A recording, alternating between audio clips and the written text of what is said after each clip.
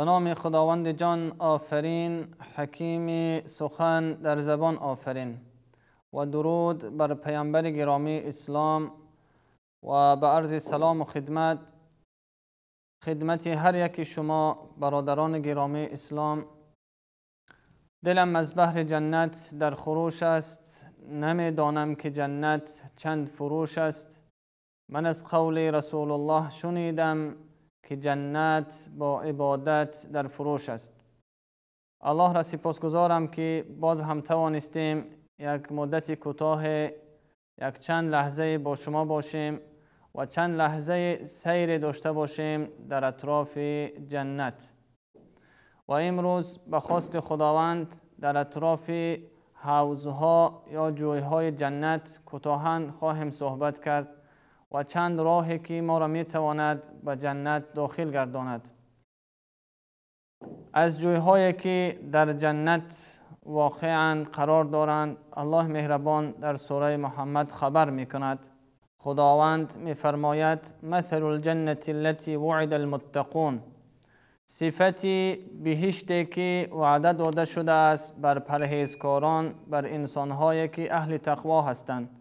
آنانی که در دنیا اهل تقوا بودند، پرهیزگار بودند، عملهای دین را برپا داشتند، با آنها خداوند در جنت نعمتهای را سزاوار میگرداند و این نعمتها را برایشان هدیه میکند. کدام این نعمت هاست؟ از جویهای جنت خداوند در این آیت کریمه خبر میدهد. فیها انهار من ماء غیر آسن، خداوند میفرماید که در جنت جویهای هست که از آب که دگرگون نمی شوند. اگر آب این دنیا را نظر بکنیم در یک جا مانده شود، چند مدتی اگر زیاد استاده شود تغییر می کند، اما آبی که در جنت هست او تغییر نمی کند. هر نفر که از لذت و مزه و استفاده کرد فرقیتی به مراتب زیادی دارد از این آبهایی که ما در دنیا استفاده می کنیم. و این چنین در جنت جویهای از شیر هست، لم یتغیر طعمه، یعنی مزه و لذت اون شیر هم دیگرگون نمی شود. یعنی اگر شیر دنیا را دیده باشیم چند مدت یک جا استاده باشد حتما که وای تغییر خواهد کرد، اما شیری که در جنت جاودان هست اون با یک مزه و لذت بسیار هم بالا دائما به همون لذت خواهد ماند، دیگرگون نمی شود. و این چنین خداوند از جویهای دیگری خبر میکند و انهار من خمر لذت للشاربین، این چنین از جویهای هست که از شراب آماده کرده شده است و بسیار هم با لذت است که هر نفری که اون نوشید یک کیفیتی دارد، یک لذت خواهد برد.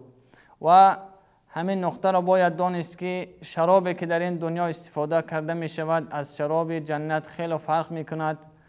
و شرابی که در دنیاست چند نقصانهای دارد. یکی این که نفری که استفاده کرد از عقل بیگانه می شود. دوم این که آن چیزی که خورده است او را قی می کند. سوم این که اگر نفری که این شراب را می نوشد به خود درد سر می آید، سرش درد می کند. اما شرابی که در جنت است اون شراب با لذت است، انسان را از عقل دور نمی کند و آنچه که خورده کرده اون دوباره قی نمی کند و این چنین انسان درد سر برایش نمی آرد. یعنی یک لذت و مزه گوارای دارد که در این دنیا اون را دیده نمی شود. و چهارمین خداوند میگه و انهار من عسل مصفى، این چنین یک جویهای دیگری هست در جنت که از جوی عسل است، عسلی که تازه کرده شده است و خداوند همین جویها را، همین نعمتهایش را هدیه میکند بر کسانی که در این دنیا تقوا کردند و اهل ایمان بودند. و این چنین یک حوض دیگر است که به همگی معلوم است، حوض کوثر نام دارد. و این حوض هم پیامبر صلی الله علیه وسلم در شب معراج خبر کردند که چگونه حوض است.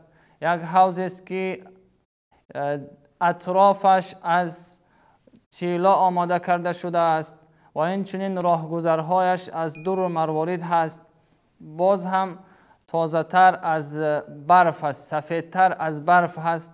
این هم اشاره به این است که یک حوض خوب است که هر نفر از اون استفاده کرد هیچ وقت زندگی از این آب استفاده کردن نیست در این دنیا، چقدر اشاره به اون است که این آب هم، این آبی که در حوض کوثر هست، یک آب بسیار با لذت و با مزه است که انسان استفاده کرد، این نعمت رو هیچ وقت در نیافته است. و الله مهربان برای همگی من و شما نصیب کرده باشد که از این جویهای جنت استفاده کرده باشیم و چند راهی که میتواند انسانها را به این جنت جاودان ببرد و از این جویها استفاده کند خواهیم گفت ان شاء الله. یکی از حدیث های پیامبر صلی الله علیه و سلم که حضرت ابو هریره روایت میکند، از پیامبر گرامی اسلام پرسیده شد که زیاد از مردم را کدام عملشان میتواند داخل جنت کند؟ پیامبر صلی الله علیه و سلم در جواب گفتند که تقوی الله و حسن الخلق.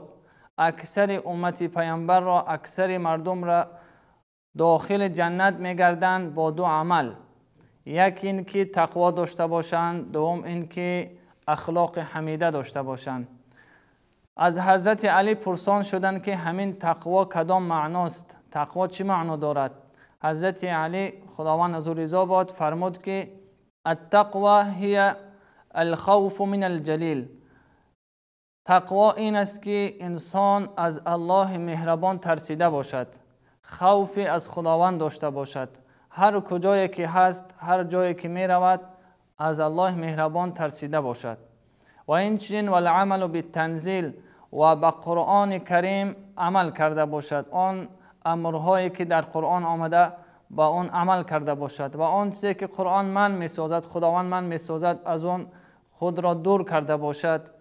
و الرضا بالقلیل گفتن حضرت علی که یکی از نشانه دیگر تقوا این است که با کم انسان رضا باشد، یعنی قناعت کننده باشد در هر نعمتی که خداوند، در هر یک کمبودی هم که در زندگی آمد، فقر باشد، خواه هر یک نعمت داده شد یا که فقر باشد، رضا با چی باشد؟ به همون داده خداوند. و این چنین والاستعداد لیوم الرحیل، آماده باشد، توشه داشته باشد برای سفرش بر قیامت. همین چهار عمل را حضرت علی چی گفتند؟ گفتند که این تقوا هست.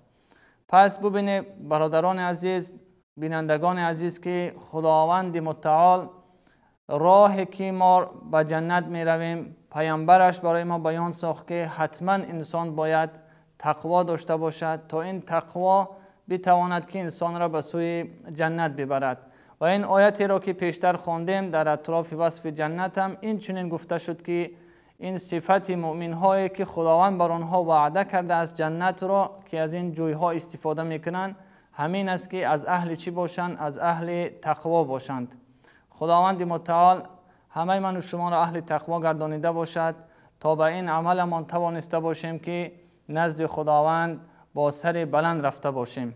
و این چنین الله متعال برای کسایی که تقوا میکنند، الله مهربان میفرماید ان المتقین فی جنات و نهر فی مقعد صدق عند ملیک مقتدر. آنانی که تقوا میکنند بوستانهای جنت برایشان هدیه کرده می شود، جویهای جنت، و آنها در مجلس خداوند و نزد خداوند خواهند بود.